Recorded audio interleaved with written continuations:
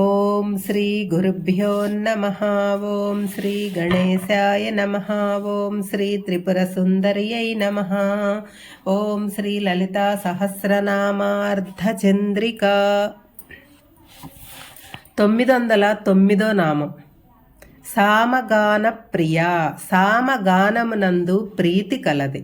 సామవేదము ప్రాణం లాంటిది. ఈ ప్రాణం శ్వాస మీద ఆధారపడి ఉంటుంది. ఈ శ్వాసలోని ఉచ్ఛ్వాస నిశ్వాసాలను సోహం అనే గానమే సామవేదం. ఇది ప్రతి జీవిలోనూ నిరంతరము జరుగుతూ ఉంటుంది.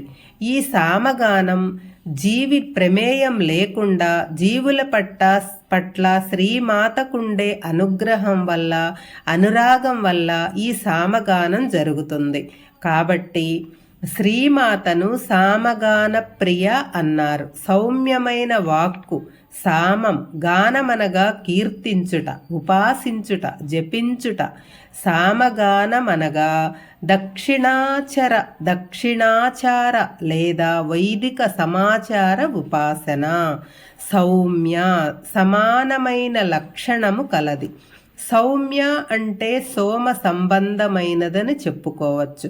సోమేశ్వరుడైన శివుని స్వరూపంగా బట్టి సౌమ్య అనే అర్థం చెప్పుకోవచ్చు. మనలో కూడా నాడికి సంబంధించిన చంద్ర లక్షణం కలిగి కుండలిని శక్తి అయిన శ్రీమాత ఈ చంద్రాత్మక లక్షణం కలిగి ఉన్నది. కాబట్టి శ్రీమాతను సౌమ్య అన్నారు. సౌమ్య అనగా వాత్సల్య పాత్రులైన శిష్యులు లేదా సాధకులు. అటువంటి శ్రీ విద్య నిష్ఠాగరిష్ఠులైన శిష్య సంతతి కల ఆమె సౌమ్య అనబడినది. మృదుత్వం, చూడాలనిపించటం, ఆనందింపజేయటం, ఈ 3 గుణాలుంటేనే సౌమ్య గుణం కనపడుతుంది. సదాశివ కుటుంబిని. సదాశివుని కుటుంబమునకు చెందినది. పరబ్రహ్మను సూచించే పంచబ్రహ్మలలోనే చివరివాడైన సదాశివుడు రాజరాజేశ్వరీ దేవితో శుద్ధ విద్య, శ్యామలాదేవి, అశ్వారూఢాదేవి మొదలైన విద్యాది దేవతలతో ఒక కుటుంబంలాగా కలిసి ఉంటాడు. ఆ సదాశివుని ఇల్లాలుగా ఆ కుటుంబానికే చెందినది అయిన పరమేశ్వరి సదాశివ కుటుంబిని అయింది. సమయాచారులైన శ్రీ విద్యోపాసక శిష్య సంతతియే కుటుంబంగా గల పరమేశ్వరి సదాశివ కుటుంబిని. బ్రహ్మము తాను 2గా విభజించుకుని పతి పత్ని భావములతో సర్వ జగత్తును సృష్టించినది. ఈ సృష్టి అంతయు వారి కుటుంబమే అగుచున్నది. పరమేశ్వరిని సంపర్కముతో శ్రీమాత సృష్టించిన ఈ జగత్తు సదాశివ కుటుంబమే. సదాశివుని ఇల్లాలు నిరంతరము అందరికీ మంచినే కోరుకుంటుంది. సవ్యావనవ్య మార్గస్థ. దక్షిణాచార వామాచార పద్ధతులలో సేవింపబడినది. ఆరాధన పద్ధతులు ముఖ్యంగా 2 రకాలు. సవ్య మార్గం, అపసవ్య మార్గం. సవ్య మార్గం వేద సంబంధమైనది. సత్వగుణ ప్రధానమైంది. దీనిలో సమయాచార దక్షిణాచారులుంటాయి. ఇది శ్రేయో మార్గం కిందికి వస్తుంది. వేద సమ్మతను కానిది. రజోగుణ తమోగుణ ప్రధానమైనది. అపసవ్య మార్గం, ఇది ప్రయో మార్గం. ఈ 2 మార్గాలలోనూ వారి వారి యోగ్యతల బట్టి, సంస్కారాలను బట్టి అమ్మవారి ఆరాధన జరుపుతూ ఆమె అనుగ్రహం పొందుతారు. ఈ 2 రకాల ఆరాధనలలో కూడా ప్రధానంగా పరమేశ్వరి ఉంటుంది. కాబట్టి ఆమెని సవ్యాపసవ్య మార్గస్థ అని చెప్పారు.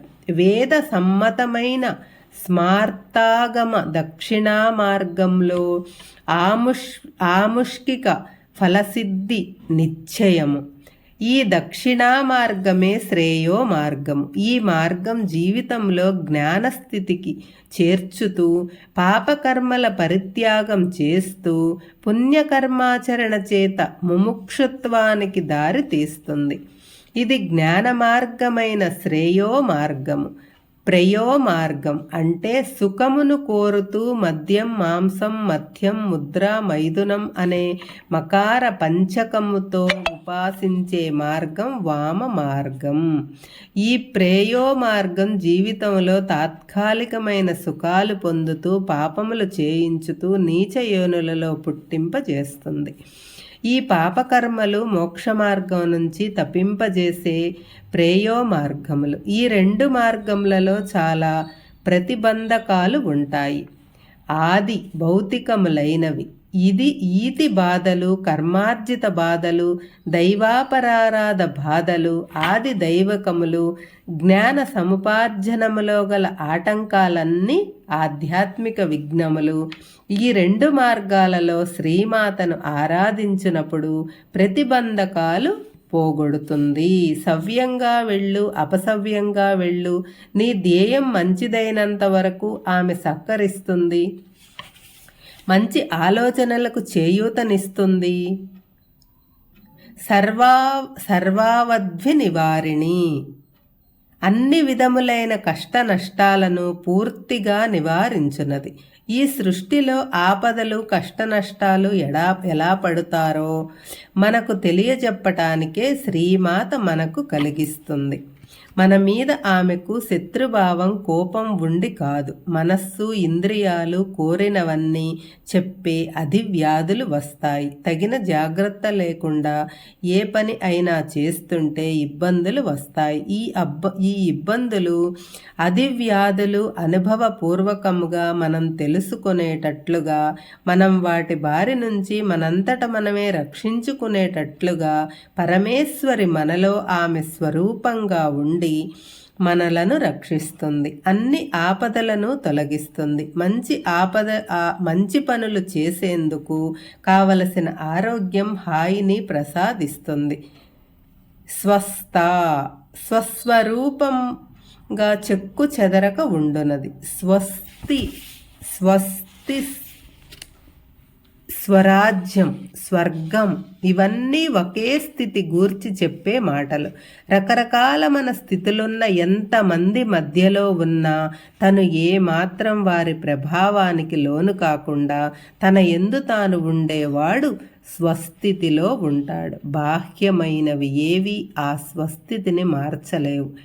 త్రిగుణాలను అతీతంగా ఉండే పరమేశ్వరికి తన్ను తాను తెలిసినది, తనపై తనకు ఆధిపత్యం కలిగినది అవటం వలన ఈ స్వస్థాస్థితి ఆమెకు సహజంగానే ఉంటుంది. మనస్సు స్వస్థితి యందు ఉండాలంటే సత్సాంగత్యం, సద్గ్రంథ పఠనం, సద్గోష్ఠి బాగా దోహదపడతాయి. అవకాశాల కోసం చూసే దురాశాపరులకు ఈ స్వస్థితి రావటం కష్టం. శ్రీమాత్రే నమః.